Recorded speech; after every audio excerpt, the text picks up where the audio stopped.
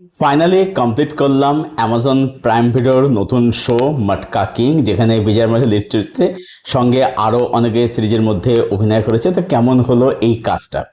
এখানে আমরা যেটা দেখতে পাচ্ছি গল্প হিসেবে সেটা হচ্ছে যে বিজয় মাঝে ক্যারেক্টারটা একটা সাধারণ লোক থেকে, আচ্ছা বলে রাখি যে এটা কিন্তু পিরিয়ডিক কাজ। এখানে আপনি 70s এর একটা গল্প দেখতে পাচ্ছেন যেখানে বিজয় বর্মার ক্যারেক্টারটা সাধারণ লোক থেকে শেখে মটকা। মটকা মানে হচ্ছে এখানে হচ্ছে সাট্টা জুয়া যেটা বলতে চান আর কি।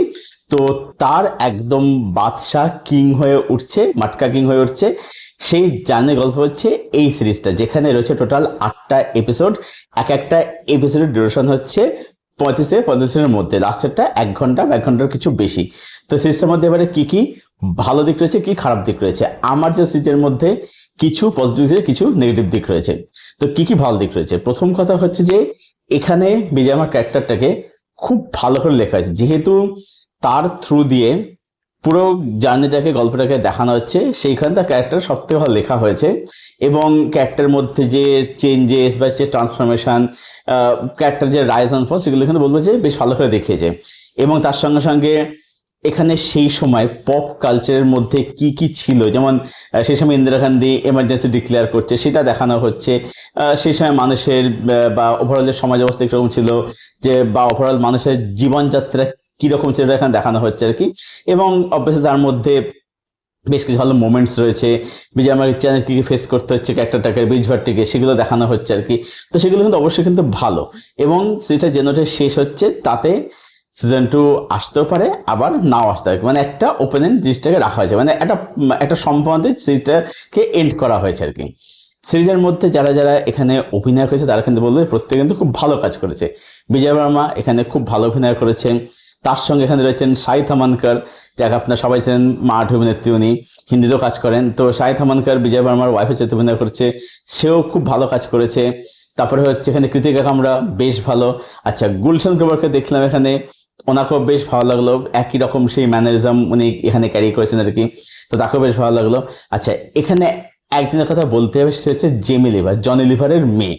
তো জেমি লিভারকে আপনারা অনেক কাজে দেখে থাকেন আর কি, জেনারেলি ওনাকে দিয়ে কমেডি করানো থাকে এবং সেটা ওনার বাবাকে নকল করিয়ে সেগুলো করানো হয় আর কি। তো এখানে জেমি লিভারকে একটা সিরিয়াস দেওয়া হয়েছে এবং সে কিন্তু বলবো এখানে খুব ভালো কাজ কিন্তু এখানে করেছে। এবং তার যে দিকটা, তার যে ট্র্যাকটা, সেটা কিন্তু বলবো যে আপনাকে কিন্তু দেখে বেশ ভালোই লাগবে দেখতে আর কি। এছাড়াও সিরিজটা মেকিং, টেকনিক্যাল অ্যাসপেক্ট, সেগুলো অবশ্যই কিন্তু বেশ ভালো। মানে যে সময়কালকে এখানে দেখানো হচ্ছে সেটা কিন্তু বলবো অবশ্যই কিন্তু বেশ মানে ইমপ্রেসিভ লাগে দেখতে। কালারের কাজ বলুন, বিজিএমের কাজ, সেগুলো কিন্তু বললে অবশ্যই অবশ্যই কিন্তু ভালো, যেগুলো মোমেন্টগুলোকে সুন্দর করে এনহ্যান্স করতে পারে। সিরিজের মধ্যে এইগুলো ছিল হচ্ছে পজিটিভ দিক। এবারে সিরিজের নেগেটিভ দিক আসে। নেগেটিভ দিক হচ্ছে যে এই সিরিজটার মধ্যে আমার যেটা মনে হলো যে এখানে ডেপথটা একটু কম রয়েছে আর কি। এবার মানে এটা আমি একটু হতাশ হলাম এখানে, যে ডিরেক্টর নাম হচ্ছে নাগরাজ মঞ্জুলি। নাগরাজ মঞ্জুলি ভালো ডিরেক্টর, মার্টি ডিরেক্টর ভালো ডিরেক্টর। এবার তার কাজের মধ্যে যে ডেপথ থাকে, সেই ডেপথটা আমি এখানে মানে বেশ কিছু কম পেলাম। যেমন ধরুন এখানে কনফ্লিক্ট পয়েন্ট কিছু কিছু সেগুলো, যেমন মানে ওগুলোর মধ্যে ডেপথ কতটা ফিল করতে পারি না। দেন এই যে বিজয় আমার শাহিদ হামানকারের মধ্যে যে একটা দূরত্ব বাড়ছে, ঠিক আছে, তো সেই দূরত্বটা বাড়ছে, সেটার জায়গায় ফিল করতে না। শাহিদ হামানকার ক্যারেক্টার যে খুব ভালো করে সেটা আমি বলতে পারবো না। ইভেন একই কথা বলবো যে গুলশান গ্রোভারের ক্ষেত্রেও সেই ক্যারেক্টারও খুব ভালো করে ক্লোজার পায় না। একই কথা জেমি লিভারের ক্ষেত্রেও সেই ক্যারেক্টার ক্লোজারটা খুব ভালো করে হয় না আর কি। তো এই সমস্যাগুলো রয়েছে, মানে ছবির সিরিজটার মধ্যে যে সাবপ্লট গুলো রয়েছে বা সাপোর্টিং ক্যারেক্টার রয়েছে, সেই ক্যারেক্টারগুলোর ক্লোজার আরেকটু বেটার হতে পারতো, বা সিরিজের মধ্যে যে কনফ্লিক্ট সেগুলো আরো বেশি প্রগাঢ় হতে পারতো। যেখানে সিরিজটার মধ্যে ডেপথটা আপনার কোথাও কোথাও কিন্তু কম মনে হবে। এবং যেটা মেন ব্যাপার সেটা হচ্ছে এই সিরিজটা না, ট্রিটমেন্টটা আপনি বলতে অনেকটা হচ্ছে স্ক্যাম 1992 এর মতো। মানে এটা বলা যেতে পারে, এটা আপনি বলতে পারেন যে অ্যাকচুয়ালি মটকা কিং হচ্ছে অ্যামাজন প্রাইম ভিডিওর স্ক্যাম 1992। মানে একদম ওই টাইম না। এবার দেখুন স্ক্যাম 92 ওটা অনেক বেটার একটা কাজ ছিল। ওখানে আপনি ফিল কিন্তু করতে মানে করবেন আর কি, যে অ্যাকচুয়ালি যে হর্ষদ মেহতা সে কি করে অ্যাকচুয়ালি এক্সপ্রেস, তার কি করে মানে ফল ডাউনটা হতে শুরু করে বুঝতে পারবেন। সেটা এখানে কি হচ্ছে, এটা মানে আপনি বুঝতে পারবেন, একটা লেভেলে বুঝতে পারবেন, কিন্তু সেই জিনিসটা আরো বেশি প্রভাব দরকার ছিল। ওভারঅলে বলবো যে মটকা কিং এই কাজটা ওভারঅল আমার বেশ ভালোই লেগেছে। আমি এমনি এনজয় করেছি, আমি এনজয় ছিলাম, আমার ভালোই লেগেছে। তবে আমার মধ্যে সিরিজটা আরও বেটার হতে পারতো। তো সব মিলিয়ে আমি এই সিরিজটাকে রেট করলাম 7/10।